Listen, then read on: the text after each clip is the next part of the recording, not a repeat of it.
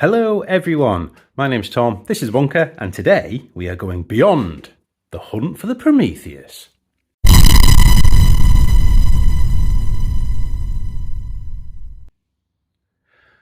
So we've gone into Dystopian Wars at the channel, and I've built and painted up the Prometheus starter set, which has been a phenomenal experience, really beautiful models. And this is like the next step. Now, I've been quite unwell recently, and sort of painting these little ships is sort of like getting me back into the stride of the hobby, which is great. So let's crack this box open, which promises to add more scenarios and more ships and giant robots, which is always good, and see where we go from here. The sleeve off. You know you're safe when you see that WarCradle Studios symbol.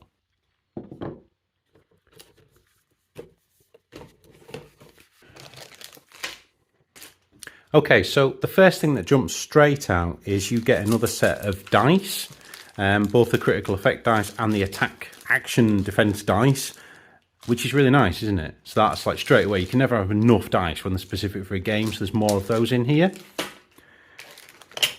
More tokens. Again, can you ever have enough tokens? Probably not, so you've got some more tokens. Another Dystopian Wars rule book. So, you know, this one will be a second copy for us, just so we've got a reference copy, but you've got a rulebook in there. So rulebook and dice in the set, you could use this to have a bit of a taster and see if you like the world of the dystopian age. Example. So basically you could start playing the game just with this box. But there you go, so you get a rulebook, which is lovely. A box of sprues, which we shall look at in a second. What? And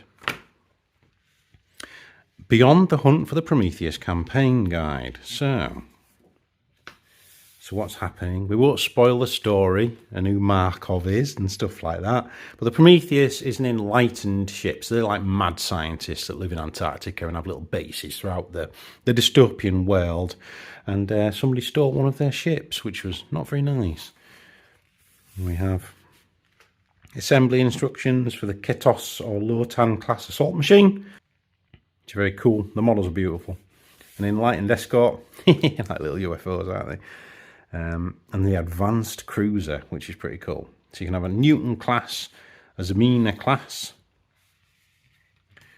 Oh wow, an Origin of Vasilius class, a Newton class Void Engine cruiser. That sounds sick. Origin class lathe ship. Oh what? That's cool. Vasilius class.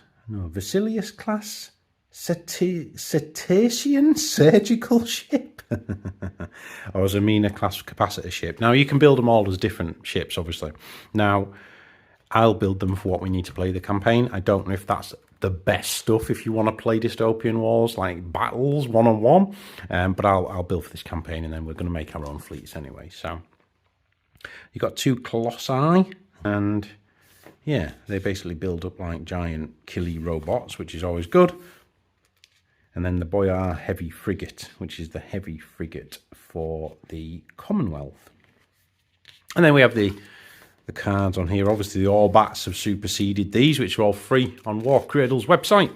So do have a look on there. It tells you all of the, basically all the rules are free and all the stats are free, and you know, and you just have to buy the models really. Well, there you go. And what they do in the game. So we're looking forward to that. And then at the end, there's 3 more encounters. So you have a morning raid. The enlightened player wins if they manage to leave the play area. Ooh. And it uses 2 Boyar heavy frigates against a Vasilius Cartesian surgical ship. There you go. Okay. And then it's 2 surgical ships. A Colossus, a battle platform, a heavy frigate. Oh dear, they're after the enlightened here, aren't they? Interesting. But yeah, there we go. And obviously a quick rules reference at the back. So that's the booklet. Yeah, really cool. Really nice background in there again. Bases. So you have your stock SRS bases. We've got, they're actually really nice. Little textured waves on them and things like that, which is quite a nice addition, I think. So they're for like, I think they're for your automata. I think. We'll find out when we build them, eh? And then I'm guessing they're for the stompy robots, seeing as they've got leg holes in them. But yeah, so all the bases are textured, which is, again, really sick. Sprues! Lots and lots of sprues. Three different sprues, 2 of each? I think so. So these are the battle platforms. They're like oil rigs, basically. And you can build them up all various different things. Lots of big cannons is what we like. Minefields, debris fields. Yeah, really cool. The detail on WarCradle stuff is excellent. They can be really proud of their plastics. They are brilliant. They are brilliant. So there's 2 of those. So we've got some minefields, stuff like that, which is nice. Put those away. That's a heavy frigate. Oh no, that's the heavy enlightened ship. Oh, that's weird, isn't it? Is that the enlightened ship? We'll find out again when we build it. And then, yay, a whale token. Whale SRS tokens. Can't wait to paint them up. So basically, there's a ship in the initial game, The Hunt for the Prometheus. One of the ships actually fires whales that are cybernetically engineered at the enemy. As you do. And then obviously the multitude of legs on here to build all of this up. Really cool. So there's 2 of those, which is, again, really nice. And our final sprue, we have a bit more Commonwealth stuff. These are the robots, look. Yeah, really cool models. Really, really nice models. Speaking of nice models, I'm going to build all of this up and then show you it all built. Okay, so if we start with the ships. Now, this is half of what you get. So I've still got the same again to build. So you get 2 of them, 2 of them, 2 of them. You guys know what half is. Start with the Enlightened. Got to go straight to this thing. That's the automaton. So it's like comes out of the sea, smashes boats up. There's 2 different types you can make.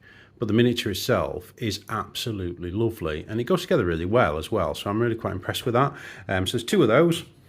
We've got, I love this, the little dinky escort for the Enlightened. So I'm guessing that's a menu to protect the whale, as you would say.